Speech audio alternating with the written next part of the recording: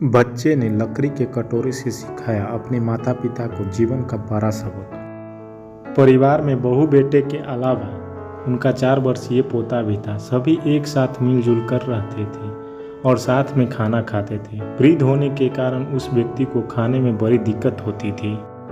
इंसान को अपने बड़े बुजुर्ग का पूरा सम्मान करना चाहिए। कभी भी अपने बड़ों का अनादर नहीं करना चाहिए।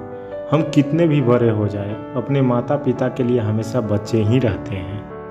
हम उनके स्नेह और प्यार का ऋण कभी नहीं उतार सकते हैं। हम उनका सम्मान और आदर करके बस उनके चेहरे पर खुशी ला सकते हैं। आज हम रिश्तों को लेकर एक कहानी लकड़ी का कटोरा का विस्तार से वर्णन करेंगे।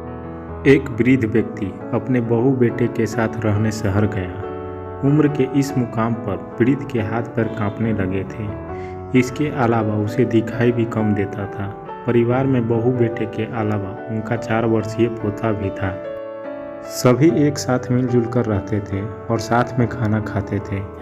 वृद्ध होने के कारण उस व्यक्ति को खाने में बड़ी दिक्कत होती थी। हर दिन उनके थाली से कुछ न कुछ गिर जाता था। यह सिलसिला कुछ दिन चलने के बाद बहू बेटे परेशान होने लगे। लड़के ने पत्नी से कहा कि हमें इनका कुछ करना पड़ेगा। बहू ने हाँ में हाँ मिला दी। अगले दिन खाने के समय बेटे ने एक पुरानी मेज को कमरे के एक कोने में लगा दिया। इसके बाद बेटे ने बाप से बोला कि पिताजी, आप यहाँ पर बैठकर खाना खाया करो। वृद्ध आदमी अगले दिन से वहीं खाना खाने लगे। कुछ समय के बाद पिता के खाने पीने के बर्तनों की जगह एक लकड़ी का कटोरा दे दिया। बाकी बहू बेटे और पोते पहले की तरह ही आराम से बैठकर खाना खाते थे। यह सब देखकर बुजुर्ग की आंखों में आंसू आ जाते थे, जिसे देखकर भी बहू बेटे का दिल नहीं पिघला। इसके उलट अब वृद्ध की छोटी सी छोटी गलती पर बहुत सारी बातें सुना देते थे। वृद्ध का पोता यह सब बड़े ध्यान से देखता रहता और अपने में मस्त रहता।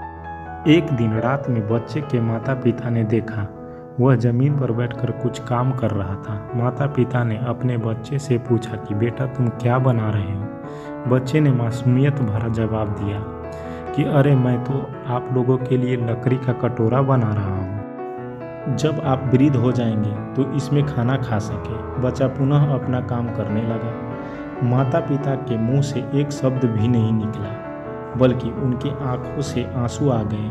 उन्हें अपने गलती का एहसास हुआ। उस रात वो अपने बूढ़े पिता को वापस डिनर टेबल पर लेकर आए। तो दोस्तों, ये छोटी सी कहानी कैसा लगा? अगर कहानी अच्छा लगा हो तो चैनल को सब्सक्राइब और लाइक ज़रूर कर दें। साथ में बेल आइकन बटन भी दबा लें।